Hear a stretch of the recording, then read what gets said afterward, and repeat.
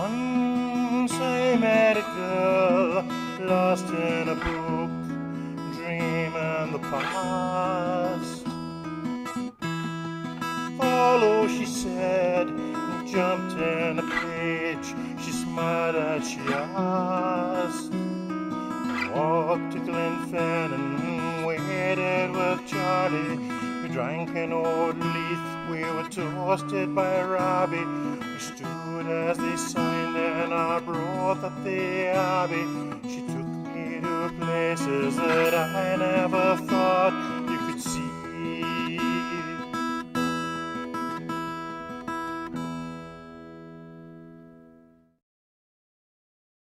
Alright, hi, and welcome to the third offering from Random Scottish History for Independence Live. Today we're going to talk Scotland's national animal, the unicorn. We're going to find out a wee bit more about it and its origins with regard to Scotland. We'll start with, what is a unicorn? Actually, it's a fairly divisive question. It depends who you ask, where, and when in time. People have had some very different ideas about what constitutes a unicorn in the past, and in the East they have a very different idea and mythos attached to the unicorns that they have. And I did say unicorns, they have more than one. Well, the Chinese writers enumerate 6 different sorts of unicorn. The king, the Qiu Tuan, the Po, the Hai Chai, the Tu John Chu, and the Keelin. The Keelin is their main archetypal unicorn, but it seems probable that all 6 are derived from a single original. The Keelin, moreover, does not show the tendency to sink down and fade away into the rhinoceros, which is so deplorable in the Western unicorn, for the Chinese know the rhinoceros perfectly well and describe it accurately as a totally different species. And that comes from a book called The Lore of the Unicorn by Odell Shepherd. And we're going to be taking quite a number of excerpts from his book. He really goes into detail, though you'll also find out just how he managed to annoy me. So he says the third passage in Elian about the unicorn is the most important. They say, he writes, that there are mountains in the interior regions of India which are inaccessible to men and therefore full of wild beasts. Among these is the unicorn, which they call the cartazon. This animal is as large as a full-grown horse, and it has a mane, tawny hair, feet like those of the elephant, and the tail of a goat. It is exceedingly swift of foot. Between its brows there stands a single black horn, not smooth, but with certain natural rings and tapering to a very sharp point. Pliny the Elder, who existed between 23 and 79 CE, says, the Orsain Indians hunt an exceedingly wild beast called the monoceros, which has a stag's head, elephant's feet, and a boar's tail, the rest of its body being like that of a horse. It makes a deep lowing noise, and one black horn 2 cubits long projects from the middle of its forehead.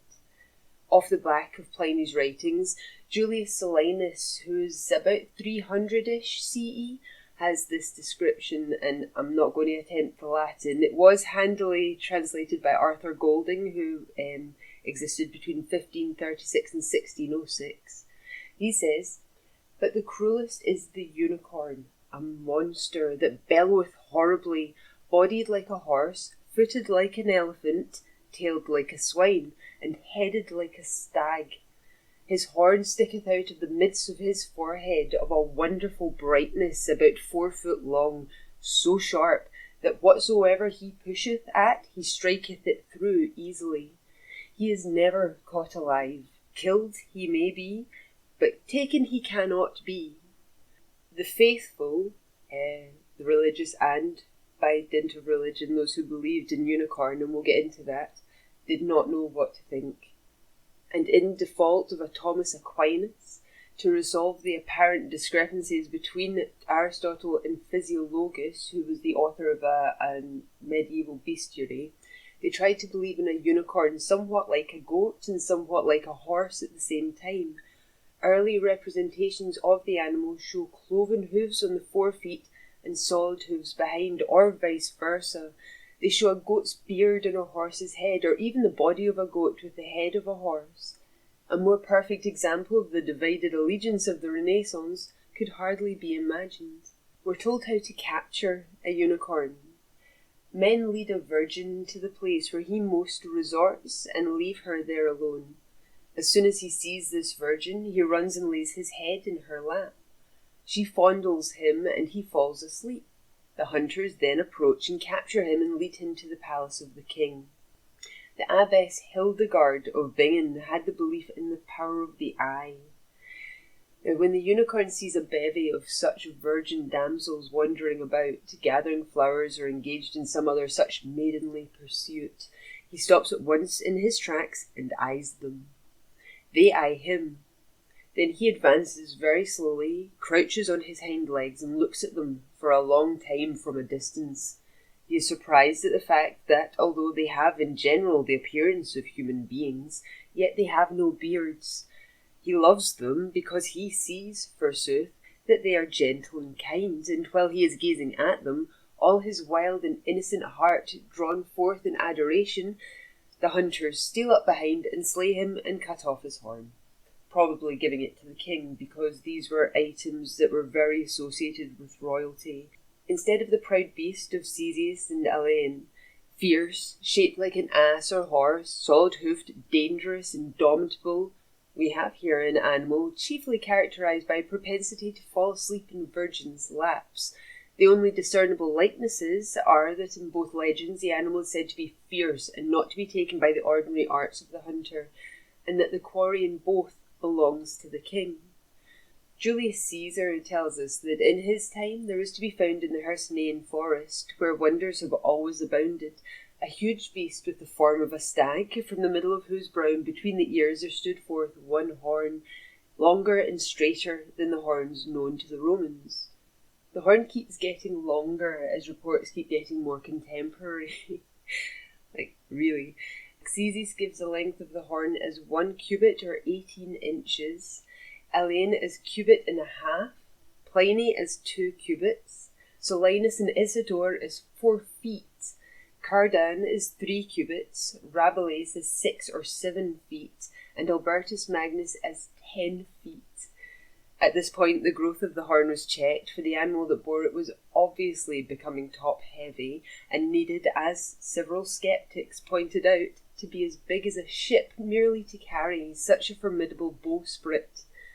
Pliny, whom Rabelais follows in most other particulars, has made the horn only 3 feet in length. Commonly it dangles down like a turkey cock's comb, but when a unicorn has a mind to fight or put it to any other use, what does he do but make it stand, and then it is as straight as an arrow. So they're suggesting that the horn is floppy. This assertion is repeated in the Leith's Borough Pilot for June of 1890. The unicorn always resembles a horse or a donkey, and its horn is flexible. Curled up like an elephant's trunk when the creature is asleep or calm, stiffening to rigidity under excitement. It is not extravagant to suppose that the medieval draftsmen based their sketch of a beast with a spiral horn on the same legend which is still current. We ought to add that Colonel Hamilton Smith observed the horn of some animal, perhaps in the British Museum. His memory was not quite clear on that point, as he admitted, which, from the narrowness of the base, the great length and weight, must evidently stand movable on the nasal bones until excitement renders the muscular action more rigid and the coriaceous sole which sustains it more firm. Circumstances which may explain the repeated assertions of natives that the horn, or rather the agglutinated hair, which forms that instrument, is flexible. I'm not sure how much these descriptions really correlate with how we in Scotland view our national animal. These other descriptions seem to be of something completely different, really. Now, British children used to use a publication called A Description of 300 Animals, which I obtained a more contemporary version of, an 1812 version of.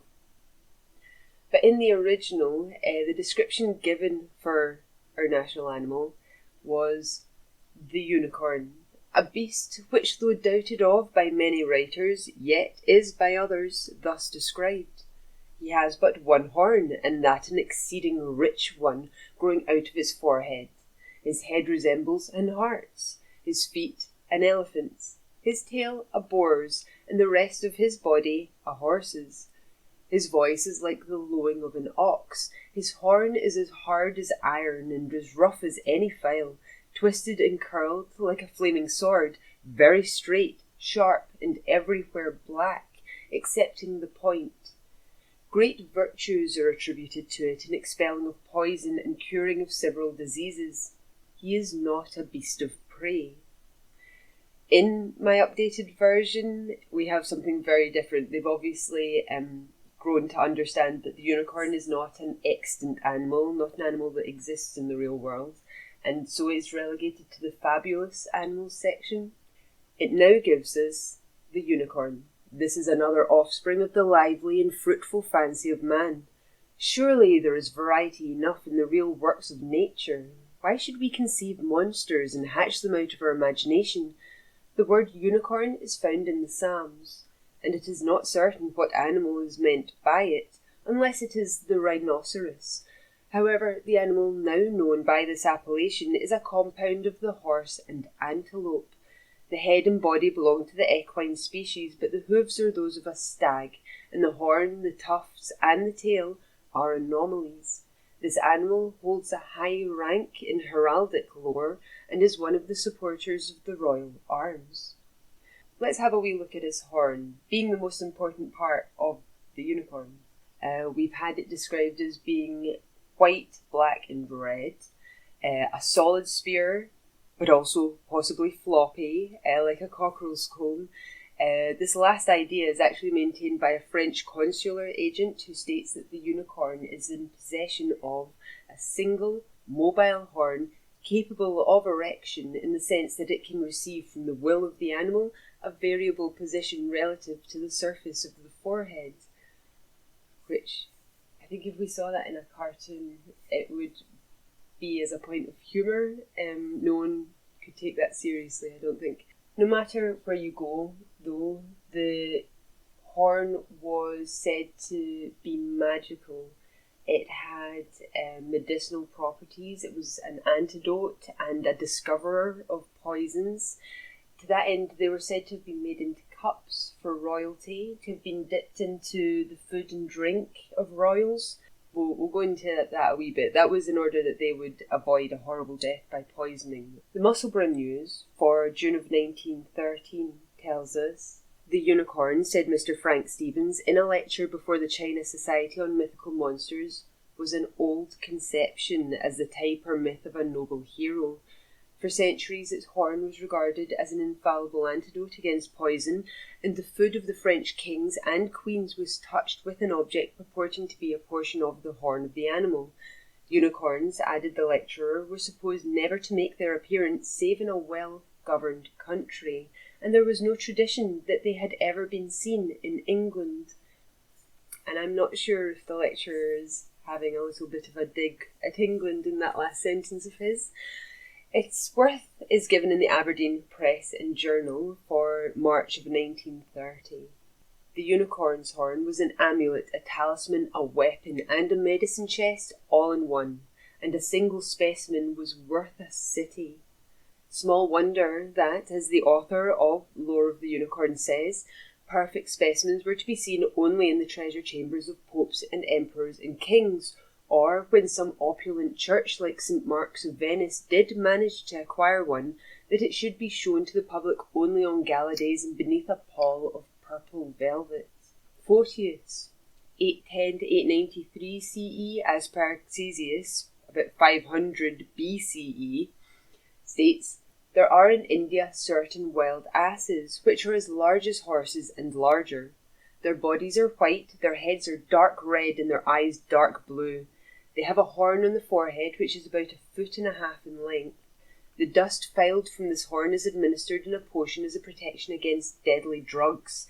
The base of this horn, for some 2 hands' breadth above the brow, is pure white. The upper part is sharp and of a vivid crimson, and the remainder or the middle portion is black. Those who drank out of these horns made into drinking vessels are not subject, they say, to convulsions or to the holy disease, which was epilepsy. Indeed, that they are immune even to poisons if, either before or after swallowing such, they drink wine, water, or anything else from these beakers.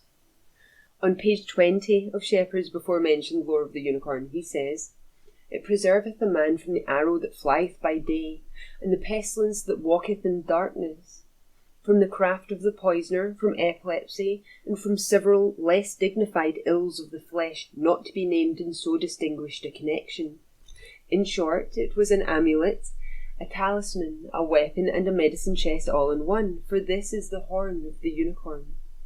So unicorns would also dip their horns themselves into water where there was poison or impurities, and that would allow other animals to come and drink from that source, as well as the unicorn itself.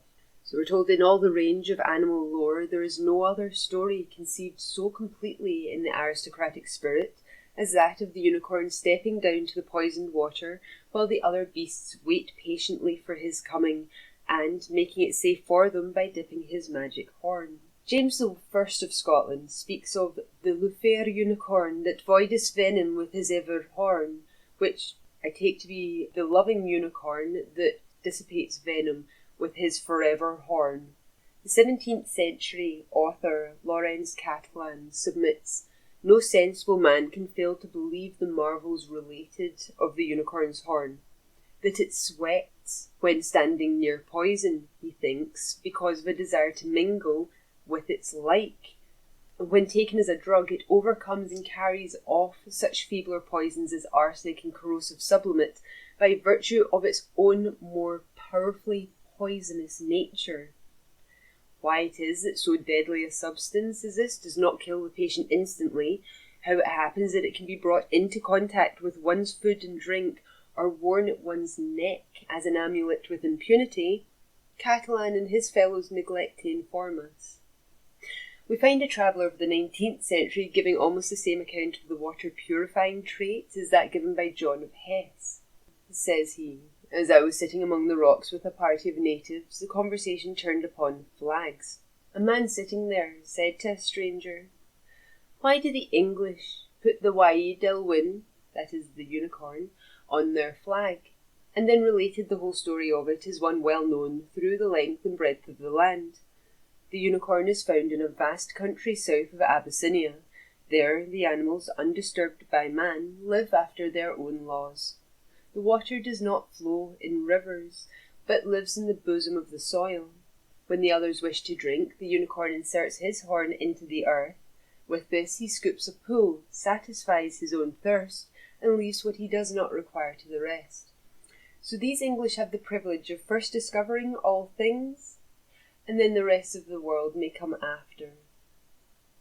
There's no mention of the fact that the English only have the unicorn as an emblem at all by dint of the union with Scotland. In the Edinburgh Evening Courant for the 27th of July 1868, we're told both how unicorns are an unlikely animal within the animal kingdom, as well as the ideas given about its poison-detecting abilities. I may perhaps mention that such an animal is a physiological impossibility, and that the unicorn of the fables was a mere compound of an antelope, a horse, and a narwhal. The tusks or teeth of the narwhal were in former days exhibited as horns of the unicorn, and so precious were they that one of them was laid up in the Cathedral of St. Denis and two in the treasury of St. Mark's at Venice, all of which were exhibited in the year 1658 as veritable unicorn's horns. The physiological difficulty above mentioned seems to have troubled the minds of the old writers, who saw that an ivory horn had no business to grow upon the junction of the two bones of the skull, and yet felt themselves bound to acknowledge that such an animal did really exist. They therefore put themselves to vast trouble in accounting for such a phenomenon, and, in their determination to believe in the animal, invented theories nearly as wonderful as the existence of the unicorn itself. God hath given to horses and asses whole hooves, because there is the greatest use of their legs, but unto unicorns a whole and entire horn, that, as the ease of man is procured by the help of horses, so the health of them is procured by the horn of the unicorn. This last sentence refers to the then universal belief that the horn of the unicorn was a panacea for all illness, as we've seen, and an antidote to all poisons. It was thought to be so sensitive that if a poisoned cup were but brought near it, a thick moisture would exude from its surface, and if fragments were thrown into the cup, they would cause the liquid to swell and bubble, and at last to boil over. The physician Jordanus, in his book De Peste, speaks of seeing a Jewish man enclose a spider in a circle drawn on the floor with a unicorn's horn, and he says that the spider could not cross the line and starve to death inside it. We know that this test didn't work from a newspaper article given in the Northern Scot and Moray and Nairn Express for October 1888. They showed that that was a complete fallacy. Sir Kellam Digby, who was a great man in his day, read a paper before the Royal Society in which he declared that a horn in his possession, which he asserted was a unicorn's horn, would, if powdered and sprinkled in a circle round any venomous beast whatever, entirely prevent its escape, as the powder exercised a magical or paralysing effect on the creature. When the paper was concluded, the Secretary of the Royal Society was requested to produce a portion of this wonderful horn to powder, and the meeting was adjourned for the purpose of making ready for the experiment a large and venomous spider, especially procured for the occasion. Accordingly, on the appointed evening, the learned men assembled. A large quantity of Sir Kellam Digby's powdered unicorn's horn was formed into a circle on the table. Sir Kellam himself placed the spider very carefully in the middle, and great was the disappointment when, as the old chronicler of the proceedings of that early scientific meeting quaintly tells us, the spider did immediately walk therefrom. So there's a suggestion that even if those in authority didn't actually believe that a unicorn's horn could detect or dispel poison, that they were quite willing to spread the word about that it did and maintain that myth, that idea, to stop poisoners from even making the attempt. Why would you? If it was going to be discovered, or the horn was going to act as an antidote and it wouldn't work anyway, why would you even make the attempt? So I can see it as a good piece of propaganda. An inventory taken in 1497 of the possessions of James III of Scotland shows, in unicornis, the coins of that name, 904 item, a serpent tongue, and an unicorn horn set in gold, item, a covering of variant purpur taster, browden with thressalis and a unicorn. That's saying that he has 980 gold unicorn coins of his own mint. He also has a serpent tongue and a unicorn horn in a gold base, and he also had a purple fabric which was embroidered with thistles and unicorns. The unicorn coins themselves, they were minted in about 1480 and were worth about 18 to 20 shillings each, so they were expensive coins. They were really only for those with money. But apparently they were not the first to have been minted. We're told that rabbinical tradition says that Joshua coined money, so that's about 1440 BCE, bearing the head of a unicorn. So he was in effect following a Jewish tradition there, I guess. Given by James VI to his queen was one little cup of unicorn's horn with a cover of gold set with 2 pointed diamonds and 3 pearls pendant, being in weight 7.5 ounces. So there's a lot of equipment we're seeing, a lot of items from the royal treasuries and the royal stores that are to do with unicorns, either being made in the shape of, or sporting the image of, or made from the unicorn's horns. There was a really interesting use that the unicorn was said to have made of his horn. So about 550 CE, Cosmas writes, When the unicorn finds himself pursued by many hunters and about to be taken, he springs to the top of some precipice and throws himself over it. And in the descent he turns a somersault so that the horn sustains all the shock of his fall and he escapes unhurt. Again, that just lends itself to some humorous cartoon scenario in my head. Apparently some myths had unicorns having carbuncles, which is an old word for rubies, in the base of their horns. There's a poem, "We caught the beast called Unicorn that knows and loves a maiden best and falls asleep upon her breast. We took from underneath his horn the splendid male carbuncle stone sparkling against the white skull bone." It's a bit morbid, but apparently they contained rubies, so that made them more valuable to seek out, I guess. So in some places unicorn horns were carved, maybe to make them more interesting, more of an ornament, maybe for sale. But this lent itself to certain ideas of them. So Arabian notions of the inside of the unicorn's horn are highly interesting. Ibn Khordadbeh asserts that when the horn is split longitudinally, one finds inside of it, on a black background, the white figures of a man, a fish, and a peacock or some other bird. Al-Damiri affirms in more detail that when one cuts the unicorn horn lengthwise, there are found in it various figures in white on black, as of peacocks, goats, birds, certain kinds of trees, men, and other things wonderfully depicted. There were some educated people who knew the items that were purported to be unicorns' horns weren't what they were claimed to be. Professor Wurm, he was 1588 to 1654, began with a careful description of the unicorn horns, to be seen in his time all over Europe, everywhere regarded and highly treasured as horns of unicorns. So far are they from being such, he then says, that they are not horns at all. They have neither the substance nor the shape of horns, and they are not set in the animal's cranium as horns are. He asserts that they have all the characteristics of teeth, and that teeth they must be called. In his third section, Ole Wurm declares that the unicorn horns of Europe are the teeth of narwhals, citing as evidence the cranium of a narwhal, which he had recently examined.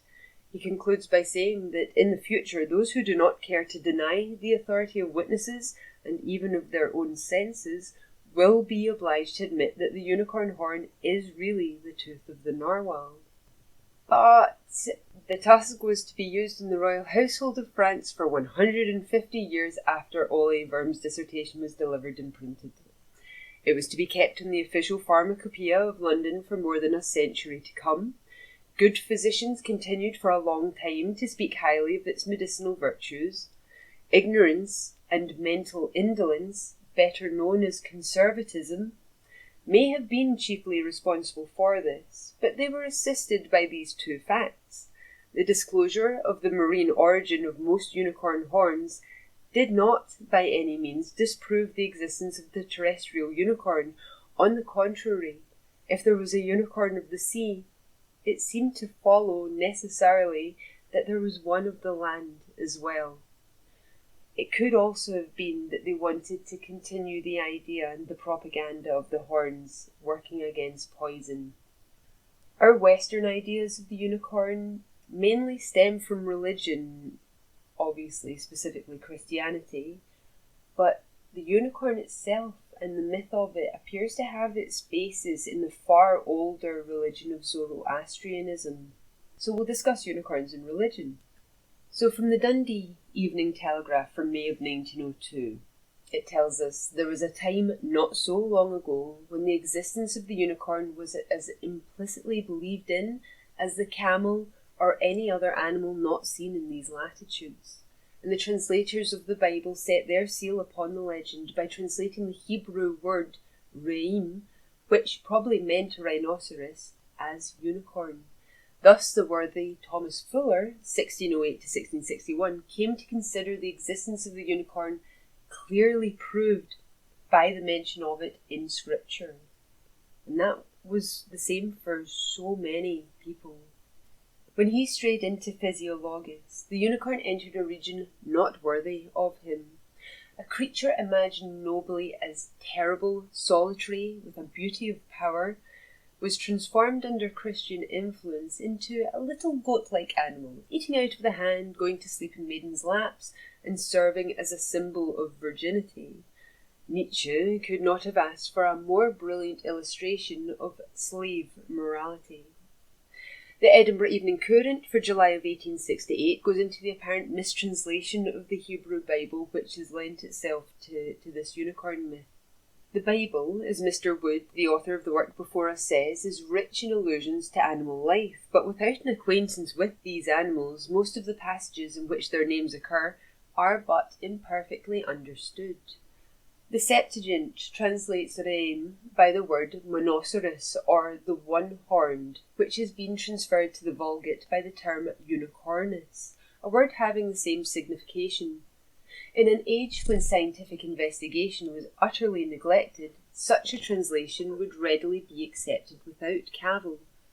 On turning to the Jewish Bible, we find that the word reim is translated as buffalo, and there is no doubt that this rendering is nearly the correct one, and at the present day naturalists are nearly all agreed that the reim of the Old Testament must have been the now extinct urus. A smaller animal, the bonassus or bison, also existed in Palestine, and even to the present day continues to maintain itself in one or two spots, though it will probably be soon as completely erased from the surface of the earth as its gigantic congener. That the reim was one of the two animals is certain, and that it was the larger is nearly as certain. The reason for deciding upon the urus is that its horns were of great size and strength, and therefore agree with the description of the reim, whereas those of the bonassus, although powerful, are short and not conspicuous enough to deserve the notice which is taken of them by the sacred writers. However, this assertion obviously came up against criticism from varying quarters. Himilius has heard of the infidels who doubt the unicorn, and he wishes them to know that if this animal were really fabulous, it would not be mentioned in so many places of the Holy Scripture. Like a true fundamentalist, he will not allow that the unicorn or any other animal or thing mentioned in the Bible was intended as a symbol. In the King James Version of the Bible, there are 7 clear references to the unicorn, all of which occur in the Old Testament. The animal is mentioned twice in the Pentateuch, once in Job, once in Isaiah, and 3 times in the Psalms. The religious were prepared to believe if it was written in the Bible, then it was the word of God. We're told if Martin Luther wrote the word einhorn in translating Deuteronomy 33 verse 17, that was equivalent to divine assurance that the unicorn exists, and any doubt on that point might open the way to infidelity, as the crevice in a Dutch dike may let in all the sea. If the people who believed this had been considerably cruder and more bigoted than they were, and if they had had the power, they might have enacted unicorn laws, controlling public education like the so-called monkey laws of certain American states, for the controversy was in fact a tiny model of the great quarrel over Darwinian theory. However trifling the issue may seem in comparison, a real conflict was involved between biblical authority and experience or observation, and this is precisely the conflict that has been going on since the appearance of The Origin of Species and The Descent of Man. And it has its roots far before Christianity, but the Christians really adopted it after the translations of their Bibles. Silenus, in Arthur Golding's translation, as mentioned previously, he calls the Monoceros a monster, which is an epithet vehemently exclaimed against by the pious of later ages, who considered it both sacrilegious and bad zoology to call any beast monstrous that was mentioned in the Bible. One might almost say that the cause of fundamentalism was lost when the unicorn vouched for by Scripture was abandoned. For if we cannot trust the translations of the Bible as equally authentic with the original Hebrew, which few fundamentalists take the trouble to learn, then the door is thrown open to lower and higher criticism, to allegorical interpretations, to scholarship, to facts, to thinking, and, in short, to infidelity. Even the water purification mythos of the animal is given a Christian colouring in the Greek bestiary, which says that when the animals assemble at evening beside the great water to drink, they find that a serpent has left its venom floating on the surface, a characteristic trick of serpents which is elsewhere vouched for. They see or smell this venom and dare not drink, but wait for the unicorn.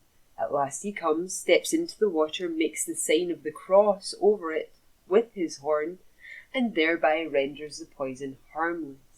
The Banffshire Journal and General Advertiser for June of 1861 relates that the lion and the unicorn, or their prototypes, may be seen crouching in peace at the feet of the Buddha as he sits on his marble throne at the entrance of the vast rock temples of Ajanta. The creature we vulgarly call a unicorn is more naturally portrayed there, for the people who chiselled out that cavernous cathedral knew its nature better than to present but one horn, though they well knew, as we know from Assyrian monuments, that it was often conventionally so represented. The Chinese Qilin has Buddhist-inspired attributes. Unlike the Western unicorn, the Qilin has never had commercial value. No drug is made of any part of its body. He exists for his own sake, and not for the medication, enrichment, entertainment, or even edification of mankind. Both in the East and in the West, the unicorn comes to typify a messiah. Shall we call this an accident, or shall we attribute it to the infiltration of Christian influence? A third possibility is that the two legends came to a similar fruition because they sprang from a single root. It may appear that from the very beginning the unicorn has been conceived as beneficent, holy, in some sense divine, always striving for the healing of nations. As mentioned previously, Persian Zoroastrianism seems to have had a hand in originating the unicorn myth. The basic idea of Zoroastrian religion is an intensely conceived dualism, worked out in the moral sphere as a perpetual conflict between good and evil, captained respectively by the primal gods Ormusd and Ahriman. We worship the good mind and the spirits of the saints and that sacred beast, the unicorn, which stands in Vorukasha, and we sacrifice to that sea of Vorukasha where he stands. John of Hesse even speaks of Animalia bona and Animalia venenosa, exactly as though he were a Zoroastrian worshipper of Ormusd instead of a Christian priest, and it would be hard to find a stranger tangle of cultures and beliefs than his Christian use of an ancient Persian symbol to illustrate and enforce a Hebrew tale. This is furthered when we're told that the race of goats is divided into 5 orders, of which sheep-goats form the second, and that these are subdivided into 5 kinds, the second of which is the Koresk, which has one great horn and dwells upon separate hills and takes its pleasure there. We also know that the Koresk is of the fold of Ormusd, because it is said in the same passage that he educated one of the Zend kings. This helps to explain the fact that several of the one-horned animals represented at Persepolis have cloven hooves and look far more like goats than either the bull or the ass. From the time of Aristotle to that of the British College of Heralds, scholars have been perplexed by the unicorn's combination of caprine with equine characteristics. The unicorn of Albrecht Dürer, for example, is a horse in most respects, but it has cloven hooves and a goat's beard, and so has the unicorn of the British Royal Arms. This confusion, preserved by a surprising tenacity of tradition, may have been due originally to the effort of Zoroastrian artists to represent not any single species of animal, but a combination of several species which they regarded as the leaders of the pure creation. The Scotsman for August of 1932, in discussing the varying images extant within Roslin's chapel, gives us the lion and the unicorn. One pillar shows the lion and unicorn in combat. Both are favourite shapes in ecclesiastical symbolism. The lion was a symbol of the resurrection of Christ, as seen at St. Lawrence in Nuremberg and in the choir at Augsburg and numerous other places. The unicorn typifies the Saviour's incarnation, but, like his adversary, he has a twofold significance, and here he may stand for Satan, as his broken chain seems to show. It was not until late in James III's reign that the unicorns on the Scottish arms were depicted as chained, and it may be that this sculpture synchronises with the custom, but surely it is far-seeing to attribute a diabolical origin to a national emblem. The origin of the unicorn as a supporter of the tree of life is as old as Sumeria. So this brings us to the unicorn as it appears in heraldry, and the crux of our investigation. Why did Scotland adopt the unicorn as a supporter of its royal coat of arms? I'm going to address an elephant in the room, which some may already know is coming. So in Shepherd's Lore of the Unicorn, which has given us so much of the information related so far, he annoyed me with his constant Anglocentricity, the whole England English for Britain British thing, especially as it was written by an American from Illinois. But we will begin here with a note. He writes, "Admirable examples of the Scottish unicorn are given on the title page of the edition of Hector Boethius published at Paris. Many characteristics of the English, he means British, unicorn, the crown on the neck, for example, and the chain, are to be seen in the coins called unicorns struck for James III of Scotland about 1480. But there the animal is sagiant or sitting upright. There is dispute regarding the origin of the Scottish unicorn, but apparently it came from the arms of the Dukes of Somerset and entered Scotland when Jane, or Joan Beaufort, of that house, married James I, the Poet King. If this is true, the English, he means British, unicorn originated in England. At the time of the union of the crowns in 1603, a royal crown was added to the unicorn, but this was removed after the accession of the Hanoverians. The unicorn has always had the sinister or left-hand position in England, but Scotland proudly kept it dexter or right hand until 1766, and for a long time refused to remove the crown. In 1853, Scotland petitioned for the retention of the crown. The petition failed. I was not prepared to believe that the origin of Scotland's unicorn was to be English. And this assertion was apparently borne out from my researches of the arms of the Beauforts or Dukes of Somerset, where I was unable to find one single unicorn. Not one. Not within the arms, not within their supporters. What they did have were lions, rather angry-looking two-horned goats, and in some cases a dragon, showing a kind of link to Wales in some cases. So I appealed to the Lion Court of Scotland. No greater authority on Scottish heraldry. I was interested to see what he might have to say. I wrote, "Might I query the assertion stated here as to the Scottish unicorn having originated with the Dukes of Somerset, in particular Jane Beaufort, please? I can find no unicorns within their heraldry. Thank you for your time." To which they very kindly returned an answer, which was, "I think this is broadly correct. 2 years after James I's wedding to Joan Beaufort and his release from captivity, the unicorn Pursuivant is first recorded, and we see unicorns supporting the royal arms of the Queen in this damaged seal impression from a document dated 1439. Which wasn't exactly the answer I was hoping for, and so I responded, if the unicorn is first recorded as a supporter of her arms in 1439, could this not be due to her connection with Lorne in Scotland generally? Might she have adopted it due to her spouses? I've seen lions, dragons and goats for the Beauforts of Somerset, but no hint of a unicorn." I am not enough of an authority on the matter to be able to debate as succinctly as I might want to with the authority on Scottish heraldry, but it makes sense to me that if James I had already decided on the unicorn as a supporter of Scottish arms, even though it wasn't yet official, that after her marriage to him she would be aware of this, thereby adding the unicorn to her arms, in the same way as former family members had done with the dragon to make a link with Wales. She was showing her link with Scotland in this regard.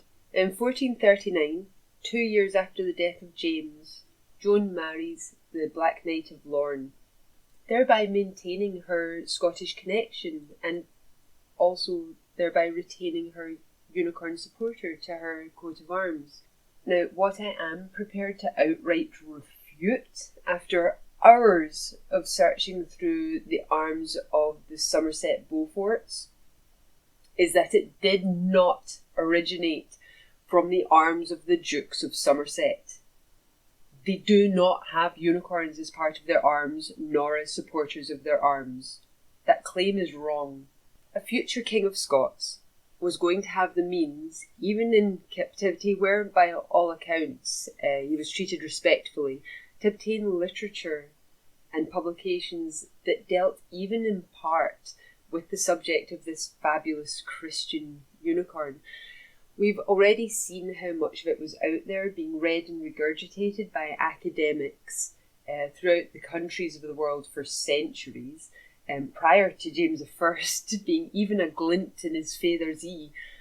I read a cute wee tradition as well regarding James and Joan meeting when James saw her patting or attending to a unicorn, and knowing that unicorns were attracted to purity, he knew that he was on to a winner with this woman, so he courted and married her. And due to this being how they'd met, he has then gone ahead and adopted the unicorn as his national animal and supporter of his arms. Even in this obviously fictional account of the meeting of James and Joan, it's stated that he already knew what a unicorn was. He already knew the nature of the unicorn to know that it was attracted to purity. It may all be a moot point, however, as in the Rothesay Chronicle for October of 1876, we're given a description of Rothesay Castle. For just now, we're just going to take a couple of sentences from the description. It originally consisted of a circular court about 140 feet in diameter, surrounded by a wall 9 feet in thickness and 17 feet high, afterwards raised 9 feet higher with battlements, 4 round towers upon the flanks at nearly equal distances, and an erection which is ascribed to King Robert II, and which projects on the north-east side between 2 of the towers. The principal gate was at the north end, having the royal arms placed over it, cut in stone, and was approached by a drawbridge. Now, the royal arms mentioned here are not described, but if you have a look at them, they look to be clearly supported by a unicorn on either side. But are they dated from Robert II, which is 1316 to 90? It was noted in Robert Brown's 1881 publication, The Unicorn, A Mythological Investigation, where a portion of a letter from Thomas Dixon, Esquire, dated the 1st of July 1880, is reproduced. It reads, "The earliest extant example of the unicorn as a supporter in the royal arms of Scotland appears to be that which occurs in the royal achievement carved above the gateway of Rothesay Castle. The Lion King of Arms, who examined it carefully last summer, told me that this carving appeared to him to be contemporaneous with the part of the building in which it is inserted, which, considering the style of the architecture and various entries in the Exchequer rolls relative to the building of Rothesay Castle, he was disposed to assign to the time of Robert II or III. It actually turns out that the Scotsman ran an article almost exactly a year ago in which it states, in the coat of arms approved by Robert III, 1337 to 1406, 2 unicorns supported a shield, with the oldest surviving example of this heraldry found above the gateway of Rothesay Castle. Meaning the latest they could have been there would have been 20 years prior to James and Joan, thereby destroying that origin completely. Again, I believe the Scottish nobility would already have been well aware of the existence of unicorns and their symbology for a long time prior to 1426. Robert I, in 1274 to 1329, was super religious, as evinced by his impassioned plea to Pope John XXII in the form of the Declaration of Arbroath in 1320, pleading Scotland's case as a Christian nation, over which England had no right or claim. And with religion came a belief in unicorns, as we've seen. Scotland's national animal became a supporter of the British royal coat of arms in 1603. There's also the famous poem of the pair as related in the Southern Reporter for October 1921.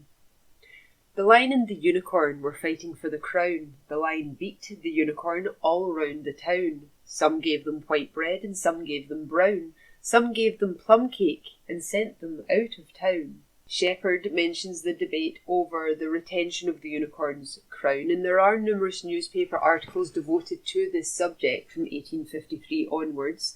The most interesting I found was an open letter penned by then Lion King of Arms David Lindsay, published in the Paisley Herald and Renfrewshire Advertiser for the 10th of December 1853. As a consummation of this assumed imperial dominancy, our poor old unicorn was shorn of its crown, and thereby deprived of its imperial character. Suppose that I am told by an English authority that the imperial crown is not significant of royalty, but that it is the rank of the wearer alone which confers such high distinction. If this is consistent with English heraldic usage or law, then why retain the crown upon the lion? Such doctrine, however, is not admitted or understood so far as I know among Scottish heralds. Now, let me ask if justice was then done to Scotland, the free, united, but not merged kingdom. Again, in regard to the unicorn, I may be told that it was not crowned before the time of James VI, but look before that period. You will find the crown displayed by way of surtout on the Scottish national banners, and from thence it appears to have been transferred to the heads of the unicorn and lion for the first time, upon England falling under the dominion of a Scottish king. This mark of royal dignity, having remained for subsequent reigns, might justly have been continued after the Union, without incongruity or inconvenience.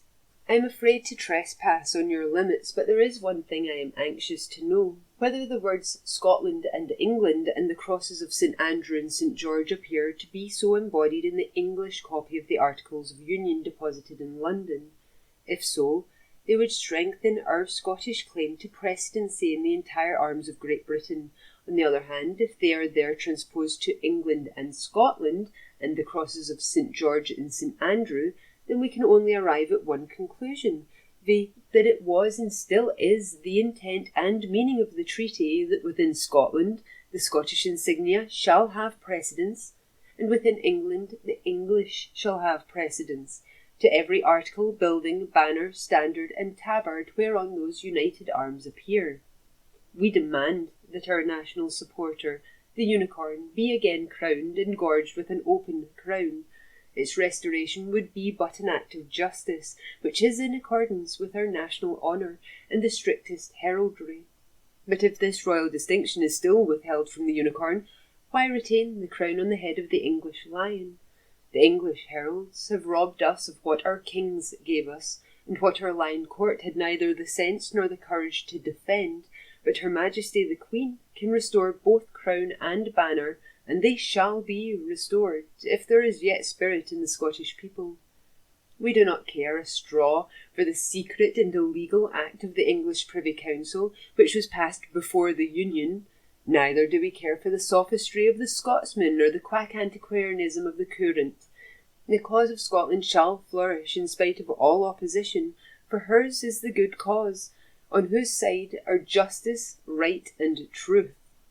I remain, sir, yours, etc., David Lindsay of the Mount, Lion King of Arms. Dated Cooper Fife, 2nd of December, 1853. P.S. In Westminster Abbey, upon the tomb of Mary Queen of Scots, the imperial arms of Scotland take entire precedence of, and are paramount to those of England, as any man may see. From what I could see in the government records, it is worded the opposite way in England with regards to the English copy of the Treaty of Union. It is England and Scotland rather than how it is in Scotland, Scotland and England. Scotland isn't the only country to have a fantastic animal as its national animal, not even within small list of British countries, Wales have the equally fabulous dragon, as does Bhutan in the form of the druk, and the Greeks have the wonderfully symbolic phoenix as their national animal. There's definitely still a cloud over the specific origin and entry of unicorn into Scots symbology as supporters of the arms. If it originated with Robert II or III, where did they get it from? Was there perhaps something prior to that? I mean, prior to that you had the wars with Edward I, the Wars of Independence, where Edward took a lot of documentation, etc., out of Scotland. So perhaps there was something within these documentations that lent itself to an earlier adoption of the unicorn by Scotland. I feel that it was an easy animal to adopt by Scotland, being as it was an animal that traditionally would rather die than be captured, which was a feeling emulated by a lot of Scots as they defended their country from continuous incursions from the south. So I can see why it would have been adopted. It's the when that's the real question that's eluding us for now. So we'll finish with a poem from the Scotsman of April 1936. There's always a poem attached to these episodes somewhere. It's entitled The Unicorn and is by Lewis Spence. On the Scots blazon ramps the unicorn, chained is he for that so wild and wood. Men gnaw him that he's horror of his horn, yet kind is he to them of Scottish blood. Of Alder rivers did him wraithfully breed, now doth he sort with kelpies and with geests, yet is he aye the symbol of our seed. Soothly is the unicorn the roy of all beasts. Herald nor pursuivant nor trumpeter looks upon him without meikle awe. To Scotland's fays he is of grit dollar, what he amang the banners rakes on raw, his milky hide proclaims his purity. On honour and on glory his hoofs rests, of knights and campions approved is he. Soothly is the unicorn the roy of all beasts. Men tell that in the deserts, Perth and in, he hants the gowden the racksters of the sand, yet in our region is he ill to find, as though he did not love this farach land. But this is Fawcett, when the moon she blaws out of the sails of Shada, and she keasts her leaves on muckness, then he stakes the shaws. Truthly is the unicorn the roy of all beasts. Nor shall the unicorn our symbol be, on ilka heart that his auld Scotland's make, stamp it as on a gowden piece is he, and men shall love him for his honour's sake. O Caledonia, louse thy hornet horse, whilk thy defence bears on his siller crease, that end it be this nation's remorse. Soothly is the unicorn the roy of all beasts. I'm also going to end with a quote that I found hilarious, and it's with regards to people's belief in unicorns. To anyone not instructed in comparative anatomy, the unicorn is so credible a beast that it is difficult to understand why anyone should ever have doubted him. Compared with him, the giraffe is highly improbable, the armadillo and anteater are unbelievable, and the hippopotamus is a nightmare. So we may see you for the next. Take care.